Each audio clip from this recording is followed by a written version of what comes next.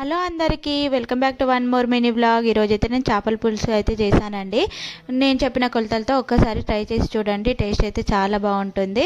First అయితే మనము oil తీసుకొని అందులోకి కొంచెం జీరా మెంతికూర యాడ్ చేసేసుకొని తర్వాత ఆనియన్ పేస్ట్ కూడా యాడ్ చేసుకొని అల్లం వెల్లుల్లి పేస్ట్ కూడా యాడ్ చేసుకోవాలి. పచ్చివాసన పోయిన తర్వాత అందులోకి ఉప్పు కారం ధనియాల పొడి పసుపు కూడా యాడ్ చేసేసుకొని ఆయిల్ సపరేట్ అయ్యేంత వరకు వేయించుకోవాలి. నెక్స్ట్ అందులోకి మనం నానబెట్టుకున్న చింతపండు పులుసు కూడా యాడ్ చేసేసుకొని మనకు తర్వాత పులుసుకు కావాల్సినన్ని వాటర్ కూడా యాడ్ చేసేసుకొని బాగా మరిగించాలి. ఒక 10 to 15 మినిట్స్ వరకు అయితే బాగా మరిగించాలి.